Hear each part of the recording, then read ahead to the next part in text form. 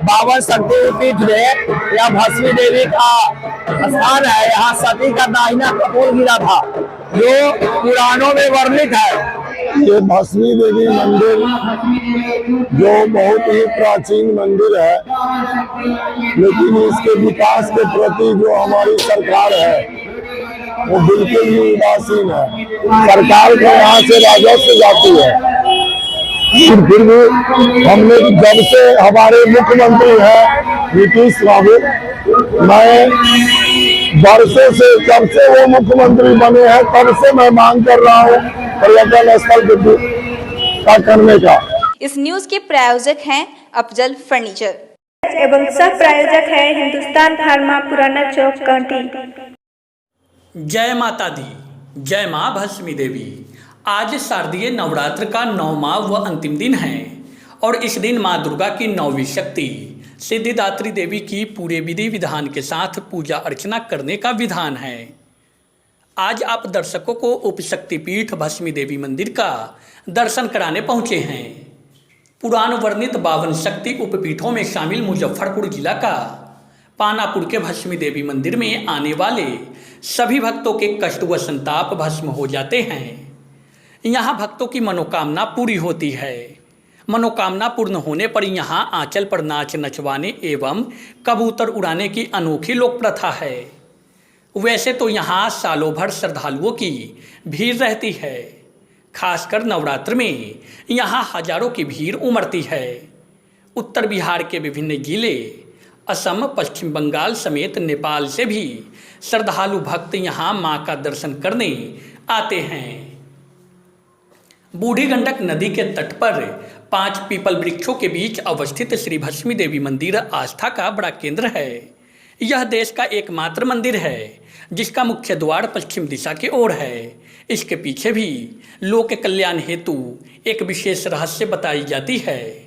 मंदिर के प्रधान पुजारी रविशंकर दुबे बताते हैं कि इस स्थल का इतिहास सैकड़ों वर्ष पुराना है। 1958 तक यहाँ बलि प्रथा थी। नवरात्र में हजारों बकरे की बलि पड़ती थी। 1958 में अयोध्या और मथुरा से आए यहाँ नागा साधुओं ने अखंड कीर्तन कर बलि प्रथा को बंद करा दी। तब से यहाँ बलि नहीं दी जाती है। माँ भस्मी देवी की शुद्ध वैष्णवी पूजन किया जाता है। पुराणों के अनुसार भगवान शंकर ने जब सती के शरीर के टुकड़े किए थे तो जहाँ मुख्य अंग गिरे वे शक्तिपीठ कहलाए और जहाँ उप अंग गिरे वे उप शक्तिपीठ कहलाया। मान्यता है कि यहाँ माता का कपोल भाग गिरा था, इसलिए यह मंदिर उप शक्तिपीठ में शामिल है। सच्चे मन से मांगी गई सभी मुरादें माता पूरी करती है। नवरात्र के पंचमी के दिन से 9वीं के दिन तक माँ के दर्शन के लिए हजारों भक्तों की भारी भीड़ लगी रहती है। पुजारी बताते हैं कि यहाँ के हवन कुंड का भस्म माँ का विशेष प्रसाद होता है।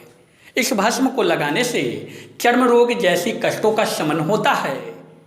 वाकई में इस स्थल का इतिहास अलौकिक है। हालांकि मंदिर की इतनी ख्याति और प्रसिद्धि होने के बाद भी इस स्थल को पर्यटन से जोड़ने की दिशा में सरकार पूरी तरह से उदासीन है। भस्मी देवी मंदिर विकास समिति के संयोजक के प्रशांत ने बताया कि मंदिर कमेटी के सदस्यों द्वारा लगातार प्रयास किया जा रहा है कि इस स्थल को पर्यटन स्थल का दर्जा मिले। इसके लिए लगातार सरकार के विभागीय मंत्री और पदाधिकारियों को कई बार पत्र लिखा गया है। कई बार विभाग की ओर से डीपीआर तैयार भी कर लिया गया, लेकिन इस दिशा में कोई ठोस पहल नहीं दिखी। उन्होंने बताया कि इस पवित्र स्थल को लेकर पूर्व केंद्रीय मंत्री स्वर्गीय रघुवंश बाबू का ही प्रयास था कि 25% कार्य पूर्ण हुए, लेकिन उनके नहीं रहने के बाद किसी भी जनप्रतिनिधियों ने इस स्थल को विकसित करने का प्रयास नहीं किया। उन्होंने बताया कि यदि यह स्थल पर्यटन स्थल के रूप में विकसित होता है तो मंदिर के साथ साथ आसपास के क्षेत्रों का भी विकास होगा। इस स्थल की ख्याति देश प्रदेश के अलावा नेपाल तक फैली हुई है। यह शक्तिपीठ मंदिर है। यहाँ यह कब स्थापित हुआ इसके बारे में तो हमारे पूर्वज भी कई पीढ़ी पहले के लोग भी नहीं बता पाए, लेकिन हम जब से आए हैं 2-4 पीढ़ी पहले के लोग बताया कि यहाँ खसी की बलि होती थी 1958 तक खसी की बलि। उसके बाद खसी की बलि को रोक दिया गया। नागा साधु लोग अयोध्या से मथुरा से आकर के यहाँ और बलि रोक दिए। उसके बाद यहाँ छोटा कुंड का रूप किया गया और वहाँ धूप और तिल से हवन किया जाता है। उसके बाद कबूतर उड़ाया जाने लगा। मन्नत पूरा होने के बाद जिनको पुत्र की प्राप्ति होती है वो यहाँ आंचल पर नाच नचवाते हैं। और यहाँ जो भी मनोकामना लेकर जो भक्त आते हैं कोई खाली आज तक नहीं गया। यहाँ भस्मी देवी मनोकामना पूर्ण देवी के रूप में भी जानी जाती है। यहाँ आने वाले बहुत दूर से लोग भारत के बगल के पड़ोसी देश नेपाल से, बांग्लादेश से और भारतीय मूल के जितने भी लोग अमेरिका, अफ्रीका, जापान में रहते हैं विशेष करके शरद नवरात्र में यहाँ अपने गांव आते हैं, पैतृक गांव मेला के लिए, माँ से दर्शन के लिए लोग यहाँ आते हैं कि शरद नवरात्र में भस्मी देवी मेला जाएंगे और माँ से दर्शन करेंगे। यहाँ आने के बाद भक्तों को लगता है कि किसी शक्तिपीठ मंदिर में हम प्रवेश कर रहे हैं। पहला पैर उनका यही मंदिर के सीढ़ी पर चढ़ता है, उनका हर रोम खड़ा हो जाता है। उनके मन में ऐसा उल्लास आता है कि हम किसी मंदिर में जा रहे हैं, जागृत मंदिर है, लगता है कि माँ वहाँ विद्यमान है, हर समय वहाँ उपस्थित है। जो सच्चे मन से यहाँ आता है, जो भी मांगा, आज तक कोई खाली निराश यहाँ से नहीं गया। यहाँ मुंडन भी होता है, भैरव बाबा का स्थान है। दूसरी बात है कि 1984 तक मंदिर जो थे वह मुख्य धारा, बूढ़ी गंडक की मुख्य धारा पर थे, तट पर थे, अभी उप धारा हो गई। 1984 में नदी चली गई बगल 1 किलोमीटर आगे, अभी उप धारा के बगल में अवस्थित है। यहाँ 5 पीपल के बीच में मां स्थित है और यहाँ बाकी अन्य देवता लोग पहरेदार के रूप में स्थित है। हनुमतला निकास द्वार के सामने है, ईशान कोण में बूढ़ी माता है, तो भोले बाबा अग्निकोट में विराजमान है। मंदिर के मुख्य द्वार के सामने हवन कुंड है, उसके बगल में मुंडन होता है, भैरव बाबा का स्थान है, और सामने चबूतरा है जहाँ सत्यनारायण भगवान का पूजन करने के लोग किया जाता है। अष्टजाम होता है, ब्राह्मण भोजन लोग भी कराते हैं। यहाँ हर प्रकार का मनोकामना पूर्ण होने के बाद बहुत सारे लोग यहाँ उपहार के रूप में मां को समर्पित करने आते हैं। यह भस्मी देवी के रूप में भस्म के लिए जो विख्यात हुई, क्योंकि यह खसी की जो बलि दी जाती थी, उस खसी के ले जाकर नदी में उसके मल मूत्र को धोकर उसमें घी, धूप, तिल भरकर और ले आकर यहाँ भस्म किया जाता था, जलाया जाता था और उसी भस्म से लोग प्रसाद के रूप में ले जाते थे, है ना। खसी कटता है अन्य जगह तो उसका प्रसाद के रूप में वो खसी को ले जाते हैं, लेकिन यहाँ नहीं, प्रसाद के रूप में यहाँ भस्म ले जाया जाता है। यह भस्म हर प्रकार के कष्ट को दूर करता है, विशेष करके चर्म रोग में ज्यादा करके लाभदायक है। भूत प्रेत पिशाच वगैरह किसी भी काम के लिए ले जाइए, भस्मी देवी का यह प्रसाद के रूप में भस्म है।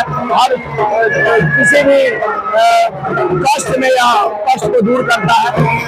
यह शक्ति पीठ है, 52 शक्ति पीठ में यह भस्मी देवी का स्थान है। यहाँ सती का दाहिना कपोल गिरा था, जो पुराणों में वर्णित है। सती का दाहिना कपोल गिरा हुआ है, यहाँ उसी रूप में भस्मी देवी यहाँ स्थित है। ये भस्मी देवी मंदिर जो बहुत ही प्राचीन मंदिर है, लेकिन इसके विकास के प्रति जो हमारी सरकार है वो बिल्कुल ही उदासीन है। जब रघुवंश बाबू ग्रामीण मंत्री बने थे उस समय उन्होंने कुछ प्रयास किया था, लमसम 25% काम यहाँ DPR वगैरह बन करके गया, लेकिन उनके नहीं रहने के कारण यह उपेक्षित ही रह गया।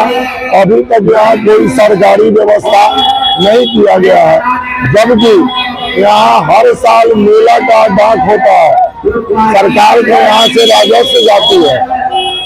फिर भी हमने जब से हमारे मुख्यमंत्री हैं नीतीश बाबू, मैं वर्षों से जब से वो मुख्यमंत्री बने हैं तब से मैं मांग कर रहा हूँ पर्यटन स्थल का करने का।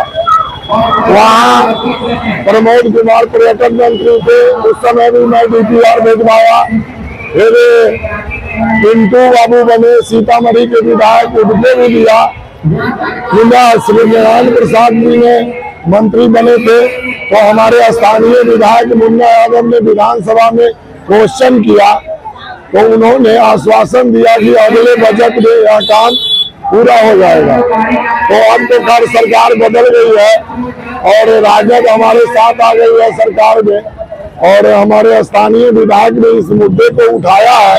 तो उम्मीद जगी है कि अगले कैबिनेट की मीटिंग में हम विधायक जी से बोलेंगे कि हम तो अपनी सरकार है, इस चीज को उठावे और सर्वेश जी जो पर्यटन मंत्री हैं उनको यहाँ ला करके इस योजना को स्वीकृत कराकर यहाँ के विकास के प्रति कुछ किया जाए। प्रसिद्धि के मामले में मंदिर दूर दूर तक विख्यात है, लेकिन पर्यटन स्थल से न जुड़ना लापरवाही किस तरह की मानते हैं? इसमें क्या कुछ कारण हमारे जो यहाँ के अब तक जो जनप्रतिनिधि हुए हैं वो उदासीन है, वो उन्होंने इसका प्रयास नहीं किया। आशा है हमारे स्थानीय विधायक इस बार मुद्दे को उठाए हैं, आगे इस पर समुचित आदेश पारित होगा, ये मुझे पूर्ण विश्वास है। और मैं भी लगा हुआ हूँ, हमारे साथ हमारे पूरा मंदिर विकास समिति के लोग लगे हुए हैं। तो इस बार उम्मीद है कि हम लोग कुछ करवा लें।